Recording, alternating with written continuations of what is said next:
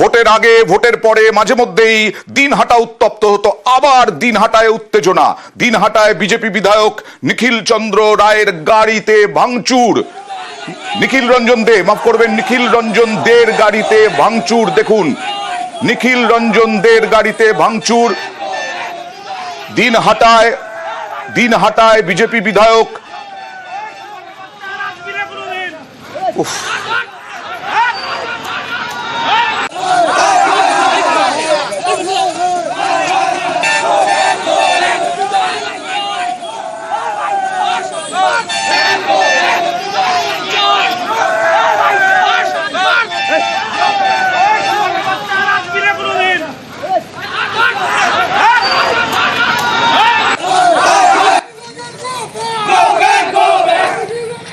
নিখিল রঞ্জন দে go back slogan তোলা হলো। দিনহাটা আদালত চত্বরে বিক্ষোভ।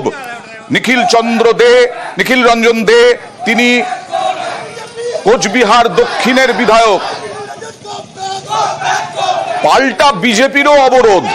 কথা বলবো প্রতিনিধি শুভঙ্করের সঙ্গে। শুভঙ্কর, এই ঘটনার সূত্রপাত কি? কেন নিখিল রঞ্জন দেকে ঘিরে বিক্ষোভ?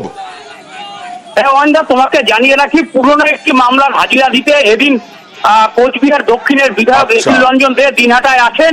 তিনি আদালত চত্বরে হাজিরা দেন। এরপরই যখন আদালত থেকে বেরিয়ে আসছিলেন, সে সময় তাকে দেখে গো ব্যাক স্লোগান দেয় তৃণমূল কর্মীরা। তৃণমূল কর্মীদের গো ব্যাক স্লোগান এবং বিক্ষোভে আদালত চত্বরে উত্তেজনা ছড়িয়ে পড়ে। পাশাপাশি যেটা অভিযোগ, যে বিজেপির যিনি বিধায়ক নিখিল রঞ্জন দে, তার গাড়িতেও হামলা চালানো হয়, তার গাড়ির কাঁচ ভেঙে গিয়েছে। এবং এই ঘটনায় কিন্তু উত্তেজনা ছড়ায় দিনহাটা শহরের মহকুমা শাসকের অফিস। নিখিল রঞ্জন দের বিরুদ্ধে অভিযোগটা কি? তৃণমূল কংগ্রেস কর্মী সমর্থকদের যে অভিযোগ, এই যে বিজেপির বিধায়ক বিজেপির একটা অশান্তি সৃষ্টিকারী দল, এবং যেখানে যায় তিনি সাম্প্রদায়িক দাঙ্গা লাগায়, অশান্তি করায়, তিনি আজকে দিনহাটায় এসেছেন গন্ডগোল লাগানোর জন্য। যে কারণেই তাকে ঘিরে বিক্ষোভ। এরপরই এই ঘটনা জানাজানি হতে কোচবিহারের মরাপড়া চৌপতিতে পথ অবরোধ শুরু করেছে বিজেপি নেতা কর্মীরা। এই অবরোধের জেরে কিন্তু ইতিমধ্যেই কোচবিহার শিলিগুড়ি, কোচবিহার দিনহাটা এবং কোচবিহার মাথাভাঙা রুটে জল চলাচল বন্ধ হয়েছে।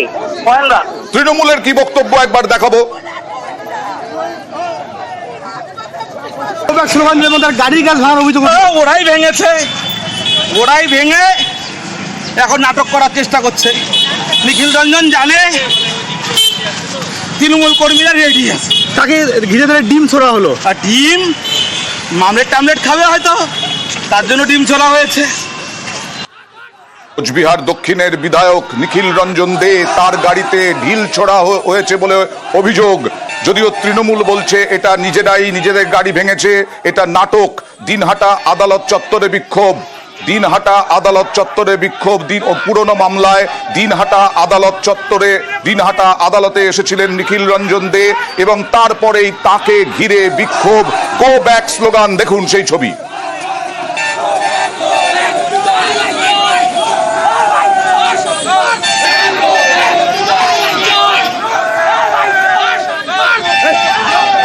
আবার শুভঙ্করের সঙ্গে কথা বলবো। শুভঙ্কর, তৃণমূল কংগ্রেস কর্মী, এই যে কিছুক্ষণ আগে তিনি বললেন নিখিল রঞ্জন জানেন যে তৃণমূল কংগ্রেস কর্মীরা রেডি আছেন, তার মানে কি তারা আগে থেকেই প্রস্তুত ছিলেন তৃণমূল কংগ্রেস কর্মীরা বিক্ষোভ দেখানোর জন্য?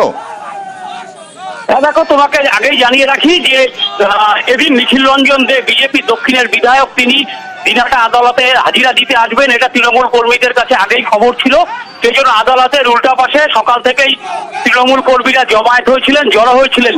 প্রথমে যখন তিনি আদালত চত্বরে ঢোকেন, তখন কিছুটা স্লোগান দেন, কিন্তু সেটা হালকা ছিল। কিন্তু পরবর্তীতে যখন আদালতে হাজিরা দিয়ে বেরিয়ে আসছিলেন, সে সময় কিন্তু নিখিল রঞ্জন দেকে ঘিরে বিক্ষোভ দেখানো হয় এবং গো ব্যাক স্লোগান দেওয়া হয়। নিখিল রঞ্জন দের কোনো বক্তব্য পাওয়া গেছে? হ্যাঁ, বিজেপির বিধায়ক নিখিল রঞ্জন দে যেটা জানিয়েছেন যে তৃণমূল উদ্দেশ্য প্রণোদিত ভাবে এই হামলার ঘটনা ঘটিয়েছে, এবং এই ঘটনার নিন্দা জানান। এলাকায় অশান্তির পরিবেশ সৃষ্টি করার লক্ষ্যে তৃণমূল এ ধরনের ঘটনা ঘটিয়েছে। আমি আসবো আরো একবার জানাই নিউজ 18 বাংলার দর্শকদেরকে, দিনহাটার আদালত চত্বরে এই ঘটনা, কোচবিহার দক্ষিণের নিখিল রঞ্জন দেকে ঘিরে বিক্ষোভ, ঢিল ছোড়ার অভিযোগ।